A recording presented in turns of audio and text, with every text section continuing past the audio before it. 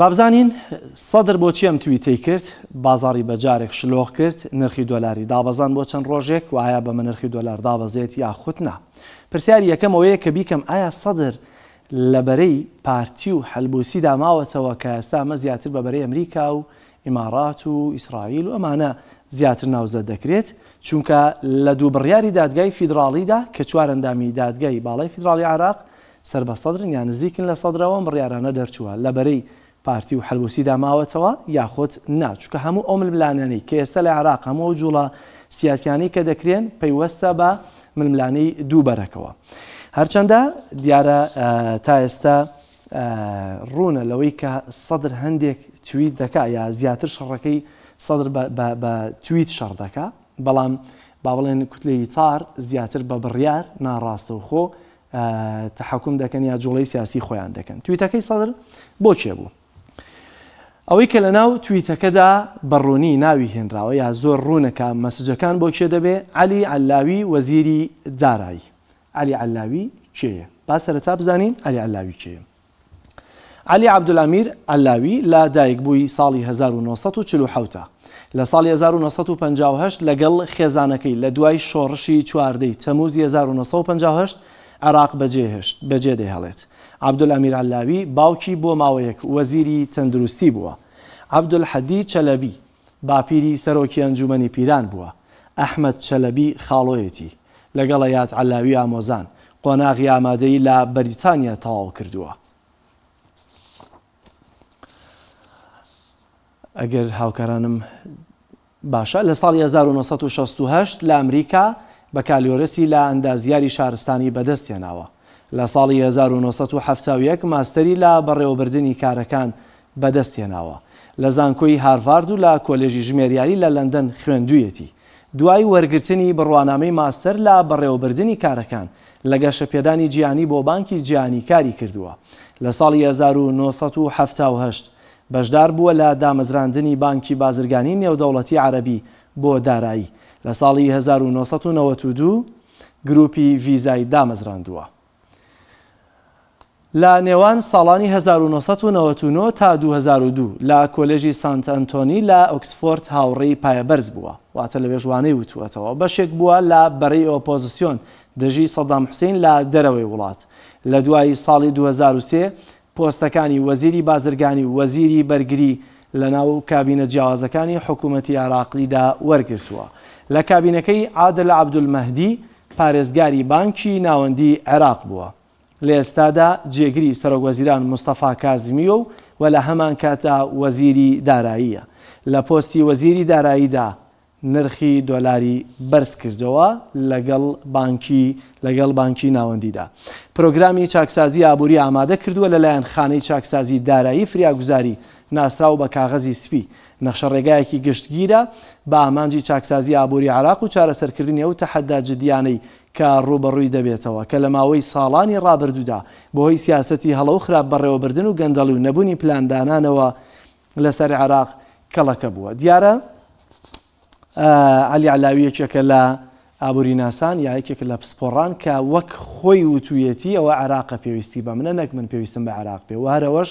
وای کرد کە بەدەم داواکاریەکەی پەرلەمانەوە نەڕوات هەرچەندە هەندێک بابەتی سیاسی دیکەی لە پشتەوە بوو بەڵام یەکێک لە هۆکارەکانەوە بوو کە خۆی زیاتر بە شارەزا دەزانێت و بەشێک لە پسپۆڕانی ئابووری لە عێراق پێیان وایە گەر لە 2020 تا لە کۆتایی 2020دا کە نرخی دۆلار بەرز بوویەوە ئەگەر ئەم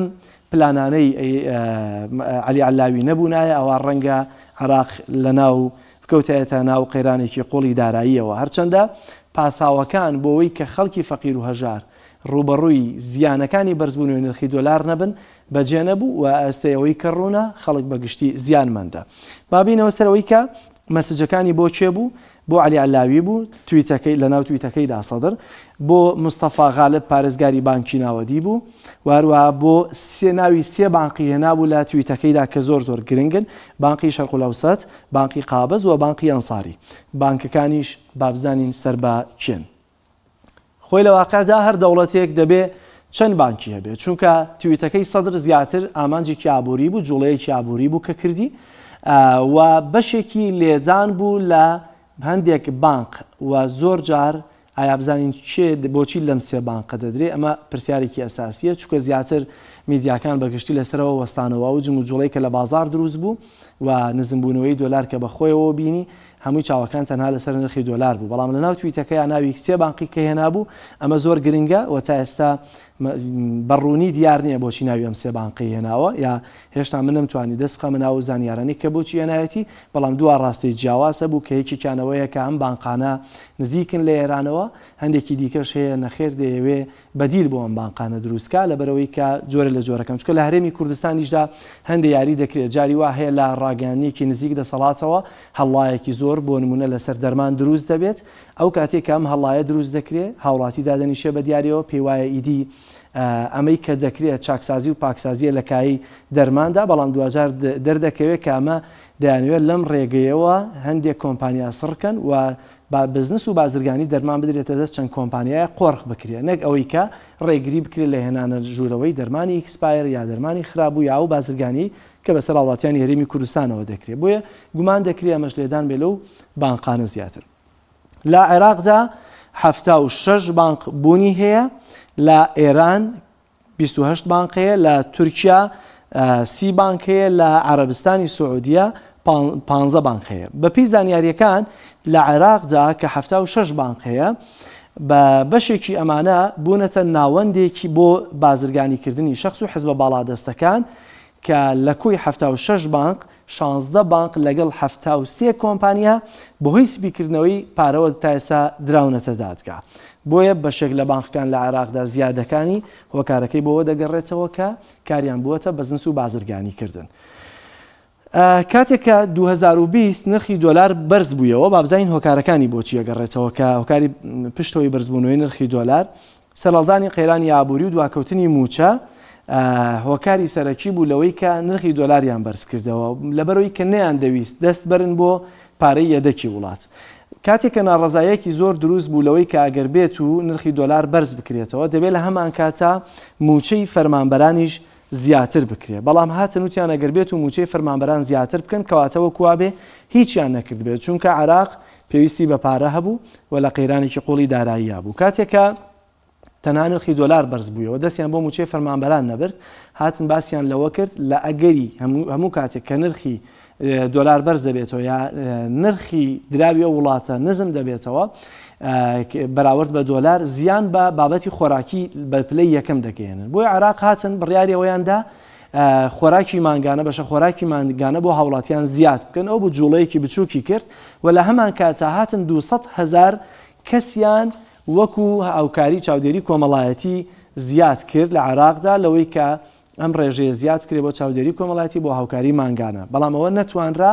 ڕێگر بێت لەو زیانەی کە بەهۆی بەرزبوونەوەی نرخی دۆلار بەر هاوڵاتیان دەکەوێت یەکێکی دیکە لە هۆکارەکانی بەرزبوونەوەی نرخی دۆلار فشاری ئابووری بوو بۆ سەر ئێران چونکە ئێران جوڵەیەکی ئابووری بەهێز دەکات لە ناو عێراقدا لە ڕێگەی ئەوانەی کە نزیکن لێەوەی بۆ نمونە باز لەوە دەکرا یا سەرچاوەکان باسییان لەوە دەکرد کە ڕۆژانە تمەنێکی زۆر لە ناوخاکی عێراق لە ڕێگەی هەندێک لەو بانقانەوە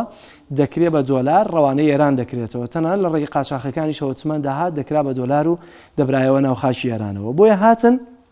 وەکو فشارێک بانقی مرکزی و دیارە هەموومانە بە پاڵپشتی ئەمریکا بوتەنان دەوترێ خواستی ئەمریکا لە پشتی ئەم داواکاری بانکی مرکزیشەوە بووە نرخی دۆلار بەرز بکرێتەوە بۆی کە لەلایەکەوە قەیرانی ئابووری عێراقی پێ چارەسەر بکرێت لەلایەکەوە ئابڵۆقی ئابووری زیاتر بێ بۆ سەر ئێران کە لە سەردەمی ترامپا ئەم کارە ئەنجام درا هەرچەندە ئەمەش نەیتوانی دەستی ئێران لەو بەرژەوەندی ئابووری کە لە ناو سیستەمی سەرمایەداری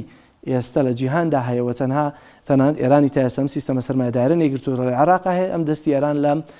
سیستەمە سەرمایەداریەدا ببڕێ و لە هەمان کاتە هێشتا ئێران دەتوانێت لە ڕێگەی نزیکەکانی خۆیەوە بەتایبەت لە بانق و لەو لایەنە سیاسیانەوەی کە سنووریان بەدەستە قازانجە مادیەکانی خۆی بەدەست بێنێت. دیارە ئامانجی سەرەکی سەدر لەم تویتە ئەوە بوو کە دەیویست بڵێ دەتوانێت بە تویتێک بازار بجوڵێنێ و مەسجێکی ئابووری بدات و بدات لە هەندێک لە بانقەکان کە قسەیەکیش لەو سەرەوە دەکرێت کە ئەم بانقانەندێکیان نزیکیان لە ئێرانەوە هەیە بەڵام دیارە وەکەوەی کە بینرا و بەتابەتی یەکێک لە مەسجەکانی سەدر چونکە پێکهاتەی پەرلەمان لەم خولەدا کە ئێستا هەیە دەستەی سەرۆکایەتی پەرلەمان لەسەر خواستی کێ بوو بەپێی زۆرینەی کوتلەی بەپێی زۆرینەی سەدر هاوپەیمانیەکەی سەدر پارتی و حەلبوسی بووە بۆیە دەیویست بە جۆرێکی دیکە تەحەکوم بکە لەوەی کە وەزیری دارایی و پارێزگاری بانکی ناوەندی عراق پەلکێشی ناو پەرلەمان بکە بەڵام بینیمان وەزیری دارایی ئەمەی قبول نەکرد و بەدەم داواکاریەکەی پەرلەمانەوە نەڕۆشت لەبەرچی بەدەم داواکاریەکەی پەرلەمانەوە نەڕۆشت لەبەرەوەی کە یەکەمەنەوە پێی وایە ئەو عێراقە پێویستی بەوە هەیە و ئەو بووە عێراقی لە قەیرانێکی قۆڵی داراییدا ڕزگار کردووە نەکەوەی کە دێستە محاسبە بکرێت دوونەی دەویست حساب بۆەوە بکە کە بە تویتێک پەرلەمان بکەوێتە کار پەرلەمانێک کە لە ئێستەوە دەستەمۆی هەندێک لایەنی سیاسی بێ و ئەو لەسەر تویتێک بەدەم داواکاریەکەی پەرلەمانەوە بڕوە نرخی دۆلار ئایا دەبەزێت یاخود نا ئەمە کوی پرسیارەکەیە کە خەڵکی چاوەڕێیان دەکرد نرخی دۆلار